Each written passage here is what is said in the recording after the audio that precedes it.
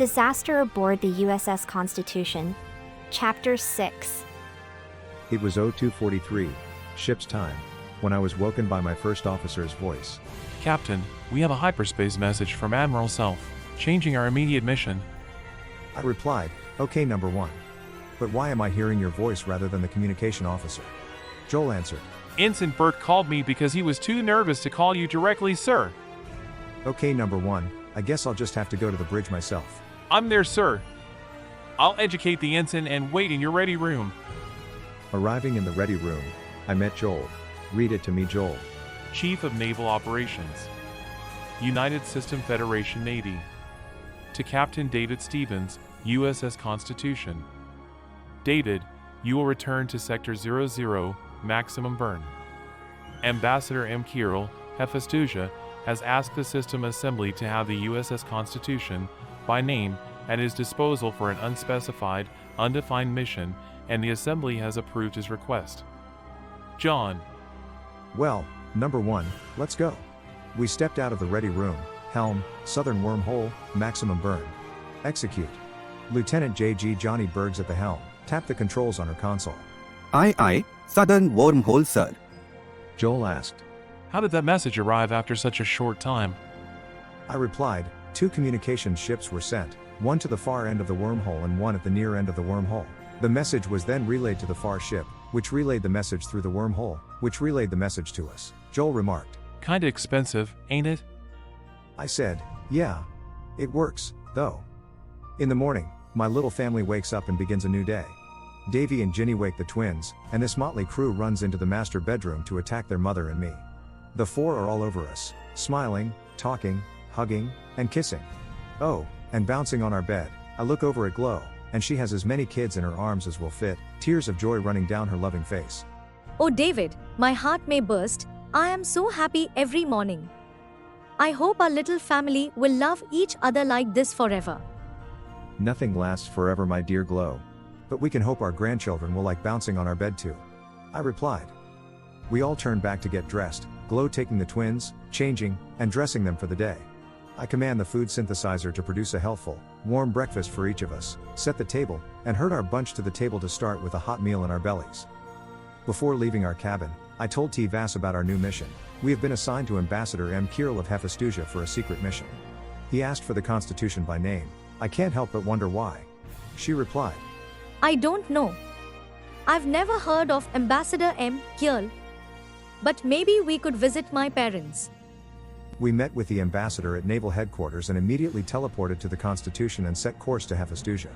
In my ready room, the ambassador revealed that he had been directed explicitly by T. Pring, the matriarch of the T. Grawl clan, to take Vice Admiral T. Vass to meet with her clan. When we arrived at Hephaestus, the ambassador teleported to the surface and did what ambassadors do. A communication came for Vice Admiral T. Vass to meet with the matriarch at 0900 hours ship's time. This was couched as a command, not a polite request. T. Vass replied with a single word. Ruk Ce. Translated from Hephaestus to mean an impolite suggestion for the recipient to perform certain indecent acts with themselves. In minutes, the communicator blasted such a cacophony of screams that my communications officer terminated the link. We were then commanded by Hephaestus Control to resume communications, at which time I ordered, Barbara, break orbit. Navigation, plot a course to the Krill homeworld. Execute, UL-5. Barbara turned. UL-5, sir? And I replied, yes, Barbara, UL-5. As we began to maneuver away, the communications officer said, Admiral, there is a message for you. But it is quite civil. T. Vass replied. On screen, please. On screen, we saw a Hephaestusian matriarch speaking quietly. Admiral T. Vass, please, may we meet? Perhaps they're on your ship. T. Vass looked at me, and I nodded. Conference room. Barbara, re-establish orbit. T. Vass spoke. Our ship's conference room at the aforementioned 0900 hours? The matriarch replied. 0900 hours. T. Vass asked. Captain, would you greet the matriarch in the teleporter room? Please? I met T. Pring and escorted her to the conference room, introduced the Admiral and the matriarch, then I turned to leave when T. Vass asked. Captain, would you please remain with us? I nodded and returned to sit between the 2 women. T. Pring began. T. Vas, my dear, you have always been rebellious. But Vraxi is going a little overboard, don't you think? My glow just smiled and almost whispered. T. Praying, I love you and have always enjoyed your support. But for an admiral to allow herself to be commanded in such a manner as you thought to command me was more disrespectful than my Vraxi. She paused, then continued. What was it that you had Ambassador M. Kiel go to all the trouble and hassle to get me here? T. Pring answered. Rumors have reached us that you had married after the loss of Sorel, and we wanted to meet your new husband. T. Vas smiled the biggest grin I had ever seen on her face. Captain, would you bring Davy, Ginny, and the twins here please? I brought the kids to the conference room, and T. Vas stood, walked around the table, put her right arm around my waist, and left around the children. T. Praying, this is my new husband, Commodore David Stevens, and these are our children, David Arthur, Virginia Lee, T. Stella, and M. David. I added, David Arthur and Virginia Lee are mine that T. Vas has adopted, T. Stella and M. David are our twins. The shock on the matriarch's face was a sight to behold. Her jaw dropped and might have hit the deck if allowed to drop just an inch or so more. You've had children with this human. T. Vas nodded. Yes, and I have adopted his children, and we love them all equally. T. Pring almost screamed. But you are Hephaestus. How can you possibly lower yourself to interact with this human? My glow looked at the matriarch and replied. This man is the most important person in my life, my children are next, and Hephaestus is the last priority. Mostly because of your attitude toward those not born on Hephaestus. You and everyone else with your attitude can go to hell. The matriarch's chin once again threatened to bounce off the deck. She stood, looked at me, and asked, Captain, would you please allow me to be teleported back to Hephaestus? And I escorted her back to the teleporter room and watched her disappear in a swirl of dust motes. Minutes later, T. Vas was called by her parents. You have disgraced us, we disown you.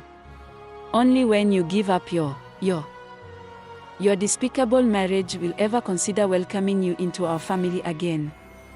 T. Vas replied, with a huge smile. Oh, good. You will never have to worry about speaking or seeing me and my family again. Oh, and you will never see your grandchildren, ever. I called the teleporter room. Charlie, there are 2 targets, on the surface, talking with the doctor. Teleport them to the conference room immediately. Charlie replied. It's done, Captain. I took T. Vas by the hand and guided her to the conference room. As we entered, we heard screaming, but I entered the room and shouted, "Sit down." Her parents were in shock and sat. I asked the ship's computer to play the scene of the one morning I spoke of before. On that morning, my little family woke and began the new day. Davy and Ginny woke the twins, and this motley crew ran into the master bedroom to attack their mother and me. The 4 were all over us, smiling, talking, hugging, and kissing. Oh, and bouncing on our bed. I looked over at Glow, and she had as many kids in her arms as will fit, tears of joy running down her loving face. Oh David, my heart may burst. I am so happy every morning. I hope our little family will love each other like this forever. T. Vas was surprised. David, why are you showing this to my parents? So as they live the rest of their miserable, lonely lives, they can take some comfort knowing their daughter, their precious daughter, their only daughter, is happy, spending her years with love and joy. I called Charlie. Charlie, please teleport our guests back to where they came from. And we watched them fade from view in a cloud of dust motes. Moments later there was a communication for T. Vas from her parents. T. Vas, we apologize for the attitude of our race, clan, family, and us. We would like to meet with your family and get to know your husband. At your convenience, of course. T. Vas replied. All right, I will teleport down in an hour. We will talk and I will decide the issue. I found out later, just what happened at that meeting. Her parents began. T. Vas, why did you abandon Sorel? She replied. My darling Sorel was killed in action and awarded the Navy Cross for valor and sacrifice. I was given his medals, and I treasure them. 6 years I spent as a lonely old maid. But I had met Captain Stevens, I had treated him because he had lost his family and later, his girlfriend, who was later his wife and the mother of his children. My captain had earned his nation's highest award for valor and sacrifice as well. I have loved him since the day we first met at Naval Base 14 years ago. Captain Stevens is a unique man, honorable and courageous, a man worthy of honor and respect by every citizen of the United System Federation, including you. Her father took her hand. We supported you when you refused to be bonded. We supported you when you wanted to become a naval officer. We supported you in the face of being censured by the clan. We sincerely apologize for our actions and comments concerning Captain Stevens and your family, and we beg your forgiveness. Your family will be welcome in our home. T-Vass jumped up. May I ask them to teleport down now? Her parents nodded assent. David, please teleport down and bring the kids with you.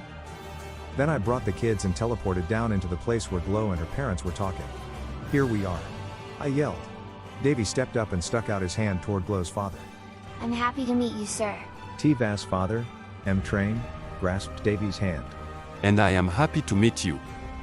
You're Davy, right? Davy smiled. Yes, sir. M-Train said. Call me Poppy. All of you, call me Poppy, please. Glow's mother, T-Vanis, reached out and hugged Ginny. And you must be Virginia Lee. Ginny replied. Yes, ma'am. T-Vanis said. And you must call me Nanny. All of you, please call me Nanny. We celebrated this reunion and shared our joy with the crew of the Constitution. The entire crew had a piece of cake and one glass of champagne. Glow and I shook every hand of the members of our clan and our crew. In the end, we were happy and exhausted. Glow and I shook every hand of the members of our clan and our crew. In the end, we were happy and exhausted. We were allowed to remain in orbit around Hepathusia for 2 days, then set upon a new mission to explore the far end of the southern wormhole. My first officer was a lot younger than me, even when disregarding my 500 years in cryosleep, and still, I considered him my best friend. He officiated at my wedding and was my confidant. I trusted him implicitly. Temperamentally, he was like John, Larry, and Tasha. Technically, he was on par with the very best officers in the Navy, but his loyalty was superior to every officer I had ever served with in the U.S. Army and the USF Navy, and that included all my former first officers, and my dear friend, Robert O'Reilly. I came to rely on him to keep me on my toes in the mission. Joel Carson was the young Lieutenant J.G. who saved John's life when the mission to Alterus went south. He was always a man's man, with strength of character and a gentle and fearless nature. There was nothing that he wouldn't do to accomplish the mission. I grew as fond of him as I was of Davy. And he had become quite the eligible bachelor, and one young ensign had caught his eye, and he confided in me concerning his feelings for her. Joel confessed his feelings for Ensign Black. I said I would like to meet her. She must be part of the new batch of replacements I have yet to become acquainted with. But, you know, I loved an Ensign Black. What's this young lady's first name? He said. Sheila. What was your Ensign Black's name? I smiled. Stella. I married her, and she served as our helmsman. He saw a tear run down my cheek. Oh, I'm sorry, sir. I nodded. It's okay. I still love her. But I have T-Vass, now. I'd like to meet your Ensign Sheila Black. Bring her by some evening. What's her assignment? He replied. She's training as a helmsman, sir, on graveyard shift. Oh, well, will she be here in the morning? He replied. Yes, sir. Shall I introduce you tomorrow morning? Joel, that would be perfect. The following morning, I was in my ready room, and Joel came in with a young lady in tow. Captain, this is Ensign Sheila Black. I looked up, and it felt like my heart stopped. Ensign Black looked like Ensign Black so many years ago. Computer, display a hologram of Ensign Stella Black. A hologram of Ensign Stella Black appeared beside Ensign Sheila Black. The two looked and asked where the computer got Sheila's hologram, and I said, that's not Sheila, that's Stella. Notice, on her uniform, her flight crew wings from when she served as a flight crew member in the U.S. Air Force. She was a qualified aircraft pilot and was very proud of her pilot's wings. They were astonished. She looks just like me. I said, this is Ensign Stella Black. I married her, and she became our helmsman. She died a lieutenant commander and was my kid's mother. Joel, assign Sheila to side saddle with Lieutenant Steele. Sheila, I want you to learn to hug the donkey. Tomorrow, You will report to duty on the day shift. Ask Barbara about hugging the donkey. Joel and Sheila left the ready room. Joel told Lieutenant Steele what I had ordered. Barbara said, So, I finally get my own nug. This is going to be fun. And the captain wants me to teach her to hug the donkey? Joel just nodded and took the command chair. In time, Joel told me that we had arrived at the wormhole. Take us through, number 1. Barbara stood and waved Sheila into her seat. Take us in, Ensign. 16 nanoseconds later, we were on the far end of the wormhole, and before us was a ship of a design we had never seen before. Tal called out, Commander, we're being hailed. On screen, Responded Joel. Captain, we have visitors. I checked the monitor. Hail, honorable creature. I am Captain David Stevens of the United System Federation Navy's heavy cruiser Constitution. What we heard was so much noise, but then the computer began to translate. Eier am Kaptein Jingle Vorti of de Blankiti, Blank Konfederation. Heil Kaptein Stephens, you may not remember that you and your fleet resurrected us from the dead pulse. We are simply exploring the galaxy. How are you and the others who rescued us? Anführungszeichen. I replied, many have passed. We are certainly all much older. He replied, I met your Admiral Holoran. Has he passed? Yes. I regret to say he has, along with my friend Commodore O'Reilly, the one man most responsible for the life pulse. He hung his head. I am so sorry to hear that. Captain Stephens, I'm so happy to have met you, but we are returning home for a while. Calm seas and fair winds, Constitution. I replied, calm seas, Captain. Adios. Well, number 1, I said, choose a direction for us, and let Ensign Black take us to a star. He smiled at Sheila. You heard the captain. Pointing, he said. That away. She nodded and asked. Speed, sir? Oh, He replied. UL-12. Aye, sir. And away we went. At the end of the shift, the swing shift entered the bridge. They were briefed and, smiling all around, took the positions and started to work. I went to my cabin and found Davy, Ginny, and T-Vass reading together. Hi, Dad. David, welcome home. Ginny smiled. Daddy? We had dinner, talked, exercised, and read the Yellow-Tooth Adventure, and then Davy and Ginny went to bed. T-Vass said, I hear there is an ensign that looks like your wife did when she was first assigned to the ship. Is that so? I replied, they were cast in the same mold. Then she asked.